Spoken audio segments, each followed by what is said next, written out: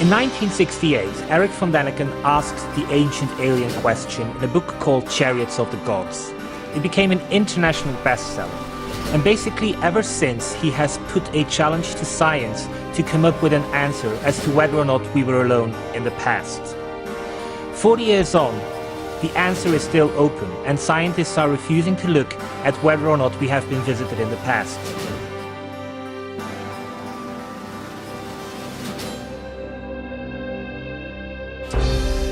The question is, were we alone? The question remains, were we alone?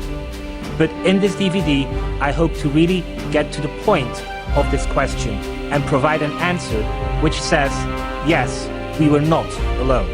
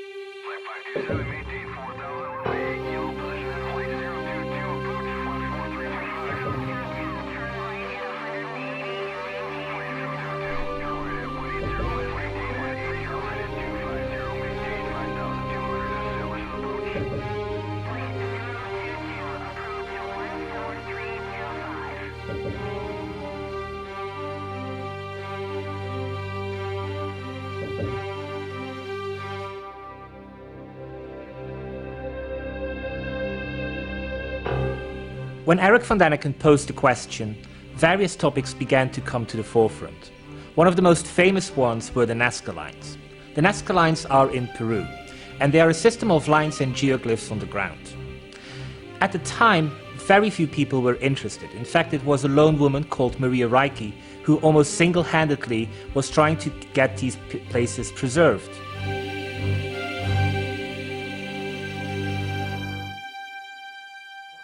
When Eric therefore focused his attention on the Nazca lines and asked whether these were signs of ancient aliens who might have come to planet Earth, basically pandemonium descended on her domain.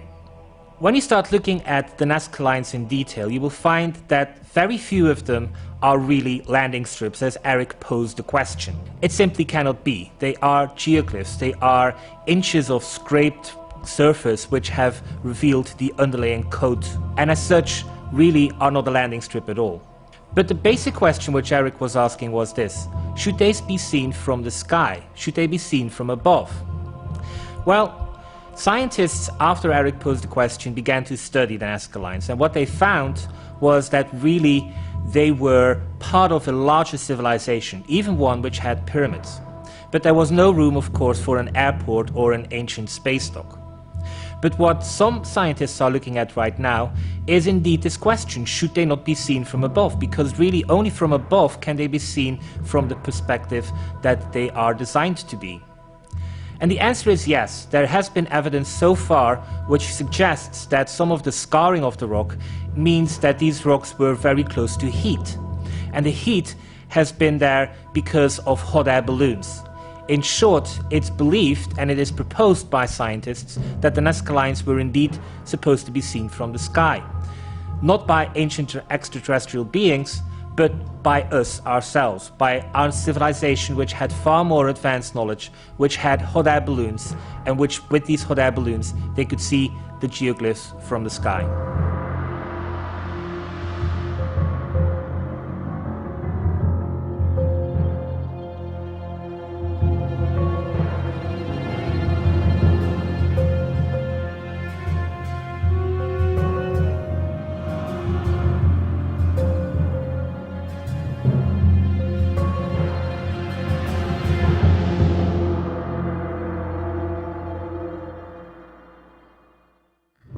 In the case of Nazca, it might appear that von Däniken has been debunked, but really what he has shown is that our ancestors were indeed far more superior, technologically speaking, than in 1968 we were giving them credit for.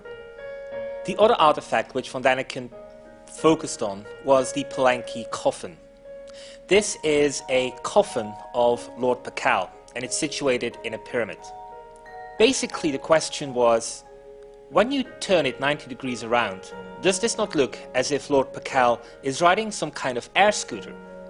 Of course, the question is very tantalizing, but when we start looking at the Palenque tomb, we really see that we cannot just turn it 90 degrees as we want it to be.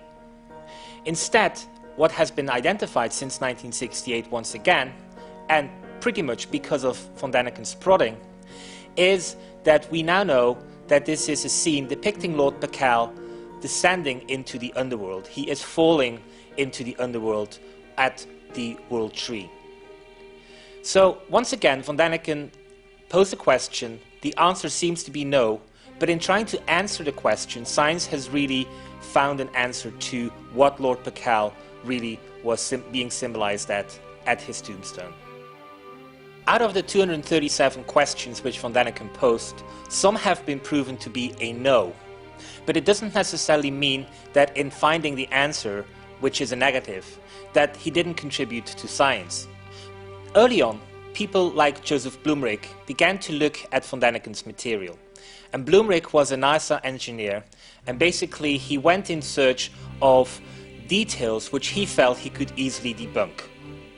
And so when von Däniken is talking about the description of Ezekiel and wonders whether what Ezekiel is seeing in the Bible is actually a spaceship, Blumrich felt he was right at home and was going to basically destroy von Däniken's reputation. Well, what happened next is a story which Blumrich loves telling. Basically what happened was this. Blumrich went in search of further details as to what Ezekiel had found, and basically a few years later Blumrich published a book called The Spaceship of Ezekiel. What Blumrich was finding and identifying was that everything which von Däniken said about Ezekiel he could verify and back up. And basically what he was doing was showing that von Däniken had only touched the surface, and that within the writings of Ezekiel in the Bible there were further details which highlighted the possibility that what Ezekiel had seen was indeed a spaceship. All of this to suggest that really the question which von Däniken posed in 1968 has received an awful lot of controversy, but we also need to move into broader aspects and introduce new material, because so much has changed since then, and really that needs to rise to the surface right now.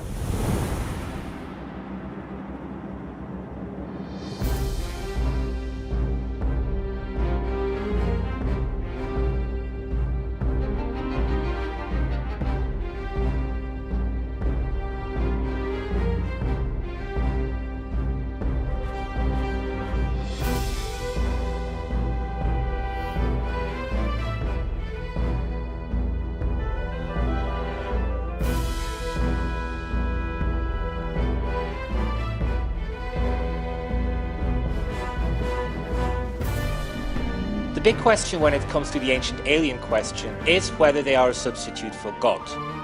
It's a question which an awful lot of people would really say maybe. And definitely it's a possibility, even though I personally believe that we should really disentangle the two topics. Ancient alien theorists have looked at cargo cults, and basically cargo cults are a relatively new phenomenon. What happened was this: at the time of the Second World War, southern Pacific islands got an enormous amount of American soldiers in the War of the South Pacific. And so what happened was that all of a sudden the natives of islands like Tana basically were given an awful lot of goods, and their island was transformed into a military basis. After the Second World War, everybody left. And basically the island once again felt that these people should come back. And this is where the idea of a cargo cult comes about. Because what happened next was that the runways were being reconstructed out of reed. The planes which the American soldiers had was reconstructed out of wheat. And basically a concept came about that there had been this civilizing deity which they identified with John Froome, and they really were beginning to implore him to return and bring back this golden age. And this is something which we see in an awful lot of cultures, whether it is Quetzalcoatl in the Mayan heartland, Viracocha with the Incas, Osiris with the ancient Egyptians. All of these deities which somehow brought them civilization have always been said to return, and to some extent were also implored to return, because they were going to return a golden age to the various civilizations, whether they were the Mayans, the Incans, or the ancient Egyptians. And what we're seeing is that a physical contact, a physical deity in the Southern Pacific indeed made it into a god. And there's a funny aftermath to this, because sometime later they heard stories about Prince Philip, the Duke of Edinburgh, and basically they began to work him into the mythology of this John Froome. They said he was the cousin or the brother of John Froome, and they actually began to identify him as a deity and began to send letters to him and began to consider him to be as one of their tribe, even though, of course, he has nothing to do with the people of the South Pacific. The interesting aspect is that eventually they were able to bypass royal protocol and send a letter to the Duke of Edinburgh, and basically he returned it signed with a photograph, signed as well. And the people of Vanuatu and other South Pacific islands are now worshipping Prince Philip as a deity. And it just goes you to show that indeed certain people can be deified, and certain alien people, not necessarily alien in the sense that they were extraterrestrial, but definitely that they had nothing to do with the indigenous culture as such, transformed the civilization, and once they left, really left a religious framework in place. That to some extent is what the ancient alien theory is proposing as well, that there were contact with intelligences which are either human, non-human, physical or non-physical, but definitely outside of the scope of a civilization, and that there are traces in the myths, the legends, and the stories of these civilizations which show that contact had been established with somebody alien to the indigenous tribe.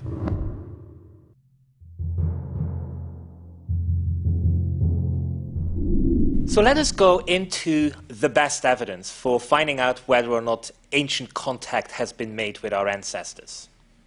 Well, we need to start with the only surviving monument of the Seven Wonders, the Great Pyramid. People will tell you that the Great Pyramid could not possibly have been built by mankind, and that is to some extent simply not true. Our ancestors were definitely capable of building it. The really intriguing question is whether they did, and whether there is evidence within the building of the Great Pyramid of signs that they were using technology which was not commonly available to them. And the answer to that question is yes. Basically, the story of the Great Pyramid is the story of a French physicist, chemist, Joseph Davidovich. He is considered to be the father of geopolymerization. And basically, geopolymers is the following thing. The science of geopolymerization is that Davidovich was looking to natural rocks and basically realized that these were formed over a certain period of time, from days to sometimes millennia to sometimes millions of years. It's a chemical process, and so he wondered whether if he used the same ingredients he could use chemical processes to speed up the rock formation and basically do this in his laboratory. And so he set out to find out whether he could do that, and the answer was a positive. He managed to do so, hence why he became the father of geopolymerization. He has a record as curriculum vitae which is longer than most books, but a few years ago he basically began to see that what was happening in ancient Egypt was very much on par with what he had seen in his laboratory. When Davidovich looked at the blocks of the Great Pyramid, he realized that they had not been hewn from a quarry. He realized that they were the result of geopolymerization, that they were geopolymers. And so what he did was he began to do a detailed investigation. And when he felt that he was ready to publish it, he also made the Egyptologists aware. What happened next was something of a farcical comedy, because Egyptologists basically said that they knew that what Davidovich was saying was simply not true.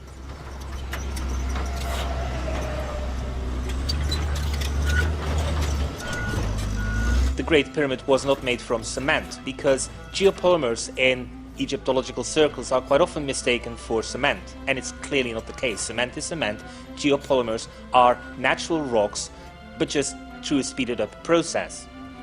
And so what he did was that he sent in a piece of geopolymer for chemical analysis, and the laboratories which the Egyptological circles use sent back a report saying that it was a natural rock, to which his reply was, well, that's not the case. It is a piece of rock which I created in my laboratory, and it goes to show that your analysis of my research is basically incorrect. Where it stands at the moment is that Davidovich is slowly beginning to get ahead in convincing Egyptological circles of his right. But the interesting thing is this: Davidovich is showing us that a process which was only discovered in the 1970s was also in use in the ancient Egyptian times, and then disappeared. The interesting aspect is that from ancient Egyptian times we have records which show us that they knew who was responsible for pyramid building processes. His name is Imhotep, and he really was deified by the ancient Egyptians themselves. Imhotep says that the knowledge through which he was able to construct pyramids was given to him by non-human intelligences. And so we have clear evidence to suggest that the ancient Egyptians were indeed right in saying that they were not alone, that they were guided on this process of civilization. And the Great Pyramid is just one example as to how they were guided in this process along the lines of deities, non-human intelligences helping them out. Another favorite place of mine is Baalbek in the Bekaa Valley in the Lebanon. It's not hot on the tourist list right now, basically because it is in such a volatile region. Baalbek is composed of a temple of Jupiter, which was built in Roman times, and it is actually the largest Roman temple outside of Rome. When you are asking historians as to how the ancient Romans built this temple, they will tell you that that moment in time they really were stretched in their technical capabilities in constructing this temple. But it's not the temple, but the platform on which the temple sits that is the enigma. Here we find stone blocks which are thousands of tons in weight. In fact, the tallest one, the largest one, weighs just under 2,000 tons. At the end of the 20th century, construction engineers were able to work with such weights. There were machines which could lift this amount of weight, but there were no machines 10 years ago which could transport this weight. Yet we know for a fact that the engineers of Baalbek thousands of years ago were able to transport this. Now, how are historians dealing with this anomaly? They're basically leaving it unaddressed, as if there is no problem there. But clearly, when we have only just gotten the technology to move these stones into place, and we know for a fact that the ancient engineers of Baalbek were able to transport this, then there is a question to be answered there. Karnak in Brittany is another famous example. Here we have thousands of standing stones aligned in neat rows. We are unable to really give any insights as to what they were there for. Karnak is part of the megalithic civilization, and this is how far as science has gone. They have identified that the people who built these stones were people who built these stones, because a megalith really is a tall stone. Well, in the case of Karnak, there are explorations as to what these might all be about. First of all, they have been identified as being aligned to things like the summer solstice, the winter solstice, the equinoxes, to certain important standstills of the moon. So we know for a fact that there was some kind of technical capability in constructing these. It is thanks to the work of Howard Crowhurst, who really has gone into an extraordinary detail into Carnac, that we begin to identify certain components. First of all, he's been able to identify that an awful lot of mathematical skill went into these things. That these stones were not just simply placed haphazardly, but that they were really placed according to a mathematical sequence. Furthermore, that the distances and the alignments of the various megalithic rows in Carnac also were not just done by coincidence, but that they were done in a very specific pattern. So what we're getting here is thousands of stones which were aligned in very specific rows, but for which science has not found an answer. But what we do know is that there was extraordinary amounts of engineering in these stone rows. And this is to some extent another example of where we find that our ancestors were far more technically capable, but also mathematically aware than we give them credit for. For example, such things as pi and phi did not officially exist in megalithic times. The discovery of these mathematical equations are only credited to the Greeks. But we find that the megalith builders of Carnac were definitely aware of them. So what we see here really is once again an example of a fact that science is unable to address something which is physically present. And it is once again a question for science as to how they are going to explain this. Now, in the case of Carnac, the question remains whether this is an ancient alien connection or whether it is more a lost civilization connection. And to some extent, at this moment in time, that question has to remain open.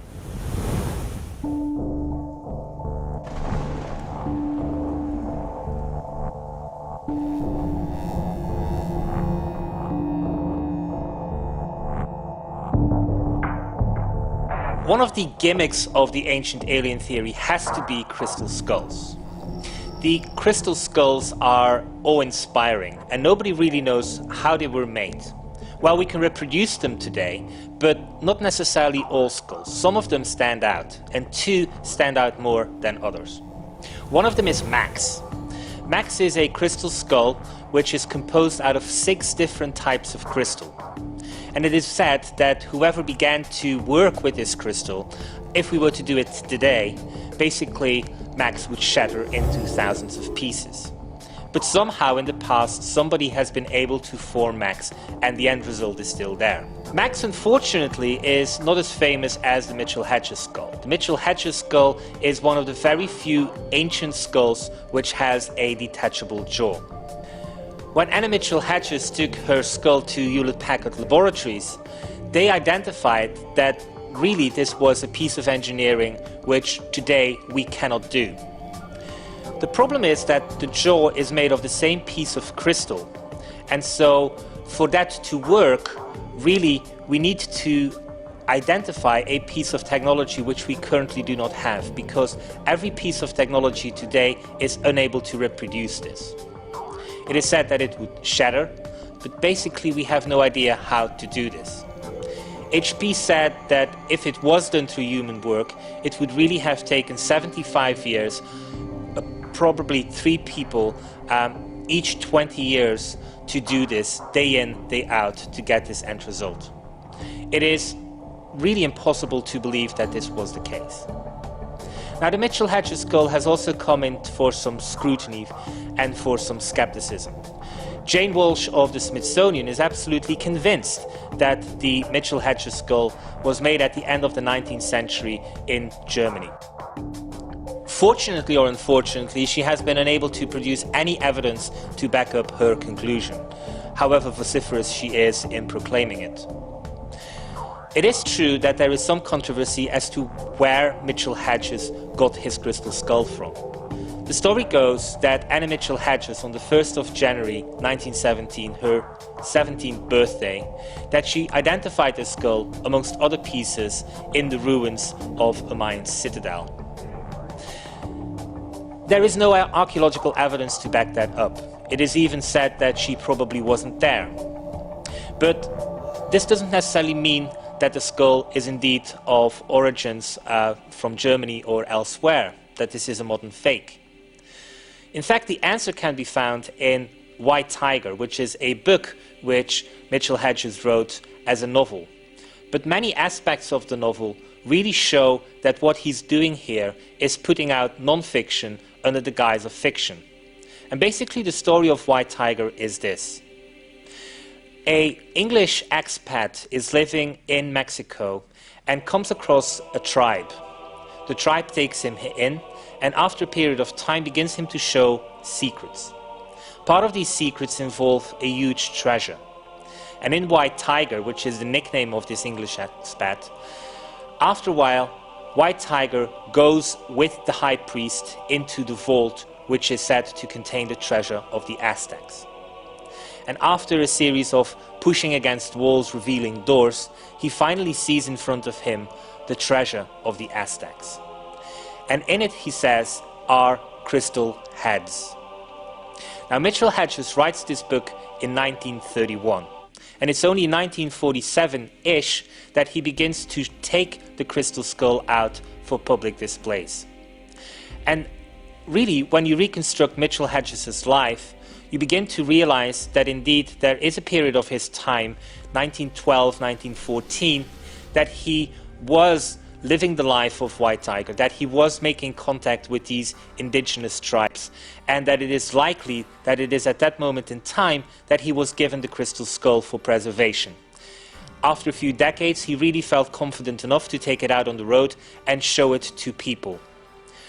It appears that because it was such a mysterious circumstance, such a privileged circumstance in which he was given these crystal skulls, that Anna Mitchell Hedges then invented the story as to how she discovered it. Because if the story of White Tiger is true, then it is not just one crystal skull which Mitchell Hedges has.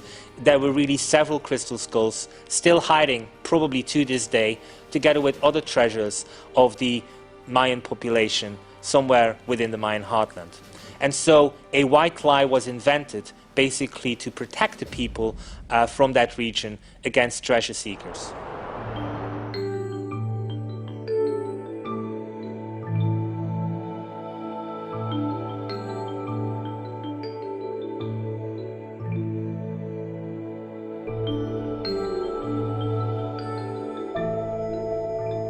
One of the best examples has to come from the Bible, and it is the story of the Watchers. In Genesis itself, it says that non-human beings came down to earth and began to mate with females. The end result was a race of giants, but also that the creatures which were born were so big that quite often the women could not give birth to it because basically the pelvis was not wide enough for the heads of these creatures. Now, that might sound a lot like science fiction, but why would it make it into Genesis? What if it is a religious message? What is the religious message really there for? And when you start looking into the archaeological evidence, you will find that this is actually not something which is typical to the Bible. It is actually a tradition which dates back to Sumerian times. And what we have are stories of the Nephilim, other creatures which are said to have descended from heaven to earth to mate with mankind. And so what we see is evidence from various cultures, but present in the Western Bible as well, which shows that so many traditions in the Middle East had a clear knowledge and belief that they at one point had been visited. This is not just something which can be pushed aside, because there is also archaeological evidence in various locations, in fact on various continents, to show that there seems to be a race of giants. Giant skulls were found, for example, in Lovelock, Nevada. And it shows you that the giants which were described in the Bible are not just stories, are not just myths, but are also archaeological. They have left a trace in our archaeological records. And it is really up to us to begin to analyze whether or not all of these interrelate, whether these giants on the New World were linked with the giants on the Old World, and whether indeed they are of non-human origins, or whether they are a sort of lost species of planet Earth. Now, what is the best evidence? And the best evidence, according to Carl Sagan, is actually a story of Oannes. The story of Oannes is very interesting, and it is recorded by Berossus. Berossus is a person who lived in Greek times and who was reporting on events which took place in Babylonian times. The story of Oannes is this, that a creature which was half fish, half man, came from the Persian Gulf and began to speak, if not instruct, with the locals. He taught them sciences such as astronomy, mathematics.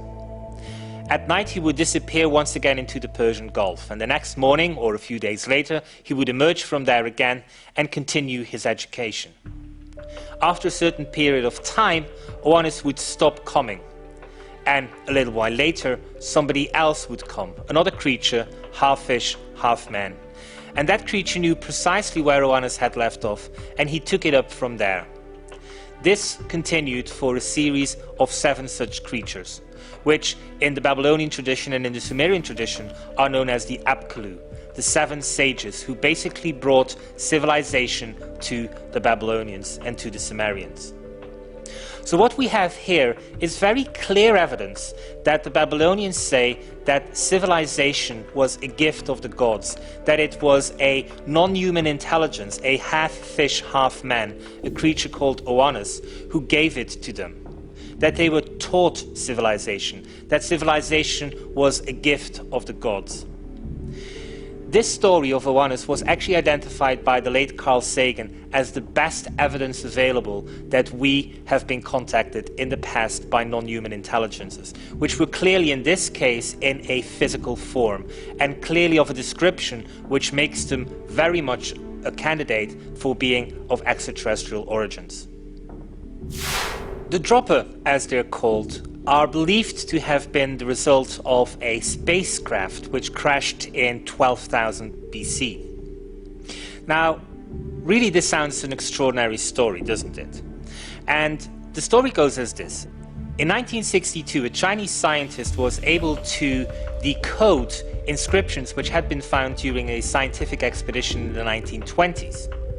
And what he said he identified in these inscriptions was that a spacecraft had indeed landed in 12,000 BC, that it had made contact with the local people, and that a second spacecraft a few thousand years later had also crashed in that region. The survivors of that spacecraft basically settled and began to interbreed with locals. Now, the first question is, of course, is it possible that an extraterrestrial civilization can interbreed with mankind? And it is something which we'll come back to. But let's assume for the moment that the answer is yes.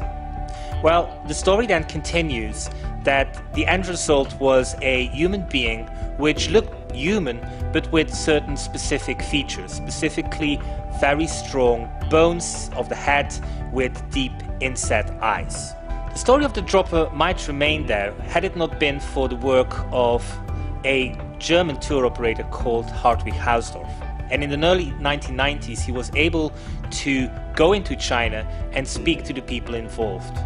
And what he came back with was a story that really confirms everything of the original account. What he identified was that the jade discs on which these inscriptions had been found do exist. In fact, jade discs are quite common. The story, of course, has not been verified, but here is what we know. We know that in 1997, the Chinese government began to do a detailed study. They were basically mapping everybody in China and identifying tribes. The end result is that in the land near where the dropper were said to have crashed, there were evidences there of tribes which were very different from anywhere else in China. The features which they describe are very much on par with the descriptions of the dropper. And of course, Chinese scientists since 1997 have been trying to explain as to why this tribe looks so strange. Their explanation is that really what had happened there is that some form of contamination, maybe lead poisoning, in the past was the contributing factor as to why these people look so weird. But really other scientists have been able to say that this is simply not the case. Lead poisoning kills people, it doesn't cause genetic mutations or genetic transformations.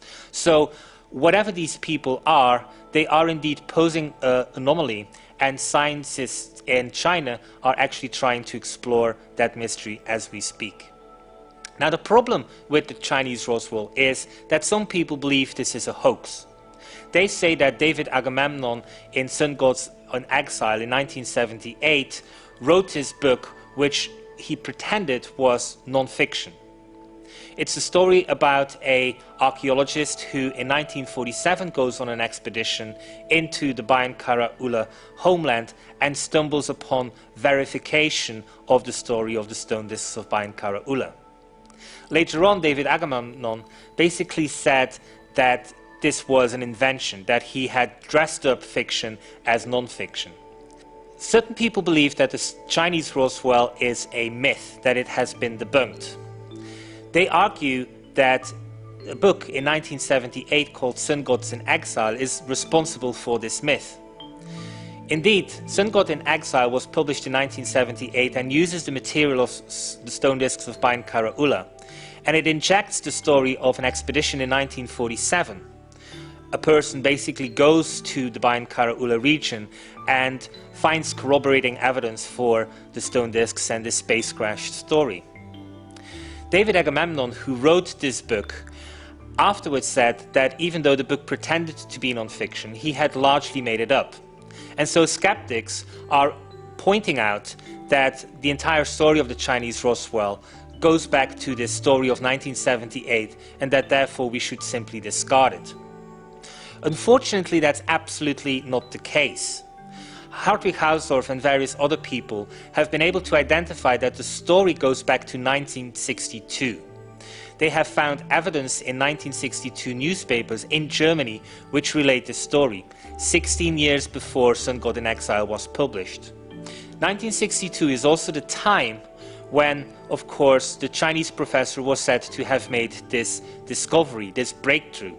And so the question really should be asked is this: did in 1962 this professor indeed make this breakthrough, and was this somehow reported into West German magazines at that moment? The answer seems to be a straightforward yes. The question is, of course, where these stone discs are and what happened to these Chinese professors. That is something which is there for the future. But once again, all the evidence which we are exploring when it comes to the Chinese Roswell, each case, the evidence is suggesting that it is true, that something happened. And we have people living there right now, descendants of the dropper, who we can go and get DNA from and really answer the question as to whether or not these people were indeed human, non-human intelligences, hybrids.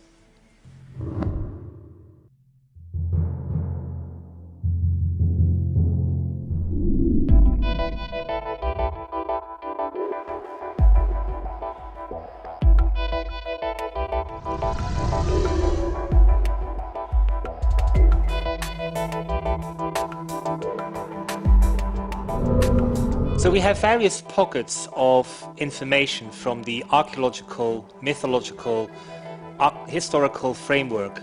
And really the question then is, can we extrapolate from this? Are there big theories which we can substantiate? Do we know where ET came from? Do we know what they did in the past? Certain people like David Icke, Zecharia Sitchin, others have said, yes, we can. One specific person, Robert Temple, wrote about the Dogon tribe who live in Mali. He basically said that when he analyzed his findings on this tribe, that they were an example of a tribe who had contact with an extraterrestrial intelligence. He believed that they possessed information about Sirius A, B, and C, which they couldn't have gathered through normal means. He basically argued that they had been given this information through contact with non-human intelligences. ET had told them this. Now, when other scientists, and specifically anthropologists, made contact with the Dogon tribe, what they identified was that the information which Temple presented was really not as strong as it should be. The people who the anthropologists, specifically Griol and Dietland, spoke to in the early part of the 20th century, some of them were still alive, And they basically said that the anthropologists had mistaken or misidentified some of the information which the tribe elders had given to them. Now, when it comes to Sitchin, it is an entirely different matter.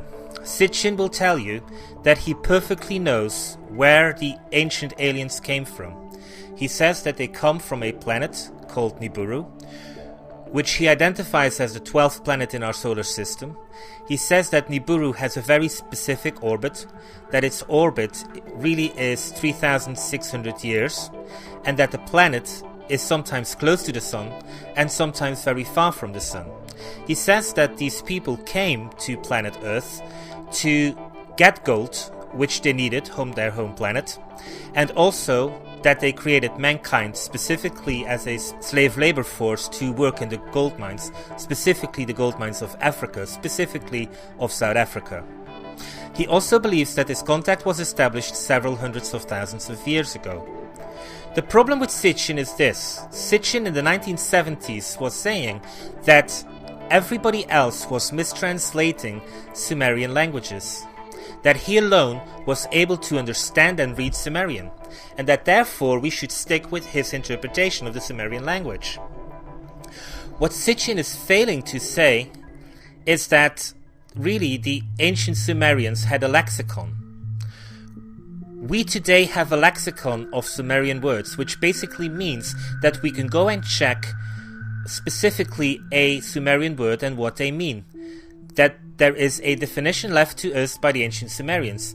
And so the words that Sitchin is highlighting, for example Mu or Shem, which he interprets as a spaceship or a spacecraft, really are no such thing. It is a completely different meaning, which the ancient Sumerians gave to these words themselves. So we know that Sitchin is definitely somewhat wrong. But specifically what I felt was really upsetting was that when I started to fact-check some of Sitchin's claims.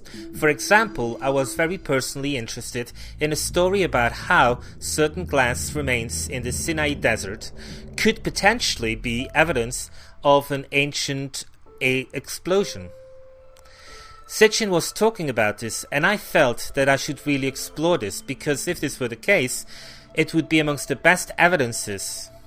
Because we all know that atomic warfare and atomic explosion could only mean one thing: a high technologically advanced civilization which either completely disappeared, or an extraterrestrial incident, an extraterrestrial encounter. And what we know, that there are Sumerian accounts such as the one of Owanis, which is after all one of the best examples of contact with a non-human intelligence, I felt that I had to explore. Well, Sitchin in one of his books basically says that there is a scientific publication which details these glass remains in the Sinai Desert. And he says that the paper clearly identifies that nobody knows how this happened, and that it is unexplainable to some extent. Fortunately, the scientific paper was available on the internet, so I had an easy download, and even in the summary it is clear that a completely different picture emerges than the one which Sitchin is painting. The scientific paper basically says that this material comes from a volcanic explosion. And so whereas Sitchin is saying and making us believe that there is no information whatsoever as to how this glass material came about, scientific paper makes it very clear that this is the result of a volcanic explosion. The only question which the scientific paper leaves is that it is unable as to which specific explosion out of 3 potential candidates this glass material has originated from. So I'm somewhat, if not extremely upset with Sitchin, because there is no possible means that he could have misinterpreted this summary. And all of his other evidence really does suggest that his theories is just that. It's a theory. And when we start digging deeper, really what we are finding are holes. So at this moment in time, the ancient alien question really does not have an answer which is all-encompassing. There is substantial evidence out there which suggests that our ancestors were indeed in contact with extraterrestrial beings. They themselves believe so, so it is definitely not derogatory to think that some of our civilizations were not just simply due to our ancestors, but due to outside factors. But the question is, are we as a species extraterrestrials ourselves?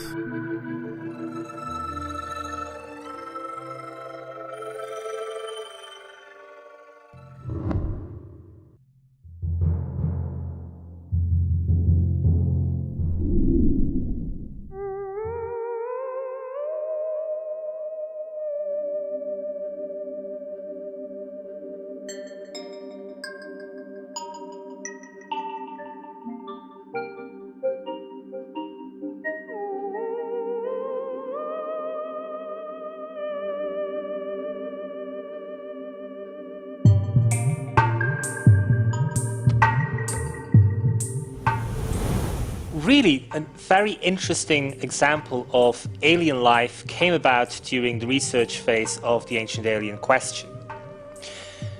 We seem to be aliens ourselves. Chandra Wickramasinghe is a professor who studied under Sir Fred Hoyle, and basically what he is saying is that since 1982 there has been a conspiracy of silence to squash any dissent which argues that life has originated on planet Earth. He's saying that since 1982 there is actually a substantial amount of evidence that life has originated elsewhere in the universe, and in fact that there is evidence to suggest that life could not possibly have originated on planet Earth. This somehow primordial soup which is deemed to be responsible for the origins of life on Earth do not wash, and there are experiments dating back to the 19th century which show as such. Now, since 1982, Wickramasinghe is saying that viruses are most potentially also of extraterrestrial origin. But the big focus has been on NASA. In 1996, they went public with evidence that there was life on a meteorite from Mars. And in December 2010, they also helped a professor called Wolf Simon in her proclamation of evidence, really alien evidence. And in December of 2010, NASA also helped Wolf Simon publish her accounts as to how in Mono Lake she has found evidence of a life form which defies everything we understand life on planet Earth to be. She's not saying it is alien life, but it is really alien in the sense that it is so weird. Now, NASA is very close to finding evidence of extraterrestrial life. They feel confident that within the next 15 to 20 years they will do so. NASA was trying to pick up signs of intelligence life on radio astronomy with SETI, the Search for Extraterrestrial Life. Today, they have changed tack. They believe that astrobiology is actually the best means of identifying life on planets outside the solar system. For this, they have launched things like the Kepler telescope. And when it was launched in 2010, a year later, by February 2011, they have already identified 54 planets on which they suspect that further exploration of those systems will identify life. So 15 to 20 years is really very close. But NASA has gone further. In their laboratories, they have actually recreated interstellar space. And when they did so, they found that the building blocks of life, DNA and RNA, are spontaneously being created there. They have gone as far as to say that life in the universe is a cosmic imperative. The conclusions which NASA is revealing suggest that life in the universe is everywhere, and that this life is very much like ours. It is DNA based. And so whenever we are confronted with stories from myths and legends that somehow our ancestors were able to interbreed with non-human intelligences, ancient aliens, we should really be looking towards the very latest research coming from within NASA to suggest that this is indeed absolutely possible. NASA is currently paving the way to identify that our ancient myths are absolutely true. So we're being confronted with, on the one side, NASA, who's helping us answer the ancient alien question. They are confident that within the next 15 years or so, they are going to find evidence of alien life somewhere outside of this planet. They're showing us that DNA is a cosmic imperative. And when we look at the archaeological record, there are clear signs that ancient aliens are not a figment of our imagination, or maybe our ancestors' imagination, but that they are genuine possibilities. On the other hand, we have science who's basically refusing to address the issue. Now, when it comes to the possibility of ancient alien contact with our ancestors, Duncan Loonan, a Scottish astronomer, made a statistical analysis. And he is showing us that in the period of time from roughly 5000 BC to now, there should be 3 or 4 potential contacts with our ancestors of ancient aliens. 3 or 4. So out of 240 questions which Eric von Däniken posed, out of the various potentials, whether they are crystal skulls, whether they are the evidence of Baalbek, and specifically the story of Oannes, only 3 or 4 need to be true. All the other ones are likely going to be discarded as either evidence of a higher civilization which was present on Earth but which was human in origins, or simply as something else. 3 or 4 is really something which we're aiming for. Nothing more, nothing less. Now, a glimmer of hope on the horizon has come from Paul Davies. He is arguing that the ancient alien theory, the ancient alien question, should be reframed as a science called astroforensics. It is his conviction that astroforensics should go out and study DNA, should study the geological record, should study stars, should study everything within the archaeological world, and look for evidence of contact with a non-human alien intelligence. He is of the opinion that contact with this alien intelligence did not occur within the possibility of the last 5,000 years. He is of the conviction that ancient aliens might have been on planet Earth, but that this happened somehow hundreds of thousands of years, millions of years, maybe even billions of years. But it is clear when we look at the archaeological record and the mythological record that all our ancestors were screaming it at an extremely loud voice, and that voice was this: we were not alone. We were not alone on the road of civilization. We walked the path of civilization, and we were guided on this path by a non-human intelligence. Whether you want to call this a physical alien being or whether you would want to call it something else, it doesn't really matter. The examples are there.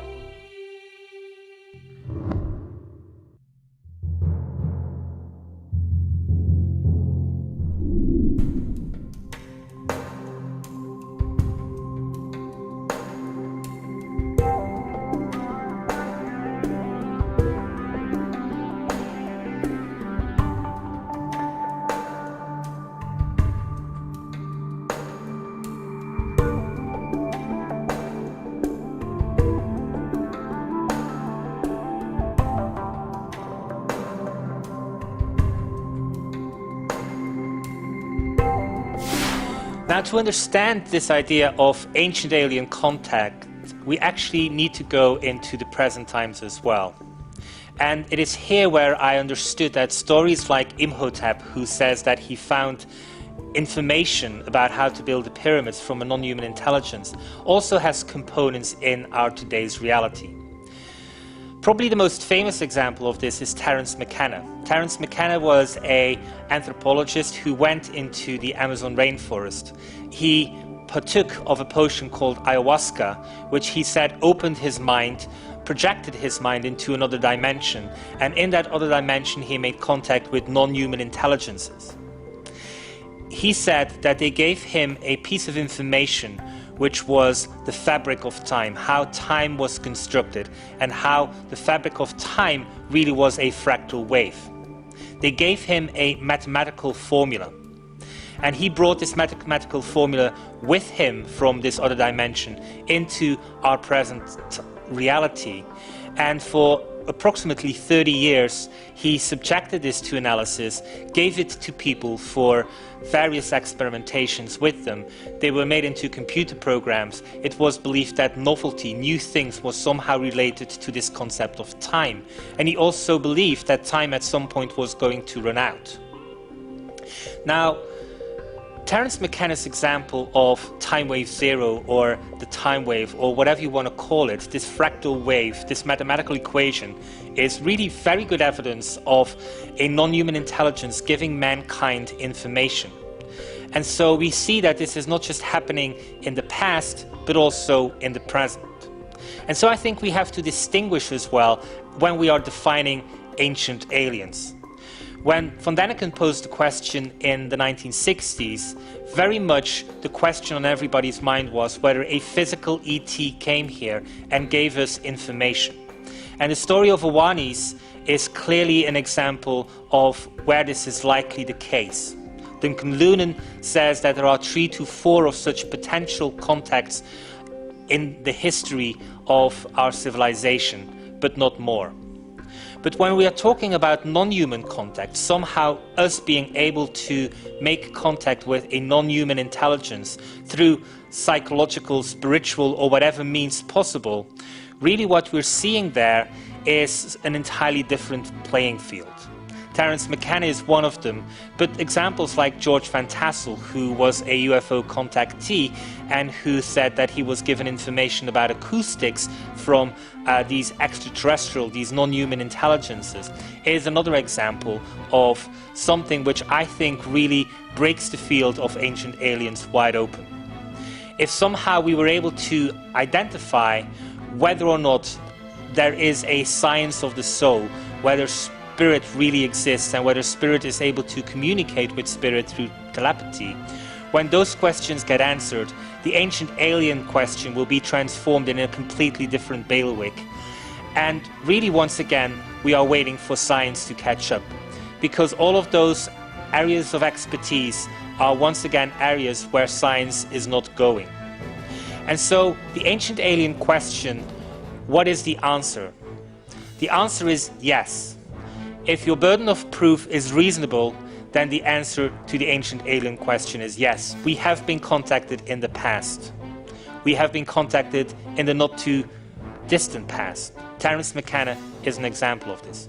However, if you put your burden of proof extremely high, you will have to conclude that the answer is no. And specifically, you are able to do so because science is helping you in escaping the positive answer. But really, when you weigh all the evidence, there is only one conclusion which we can draw. And that one is that we were not alone.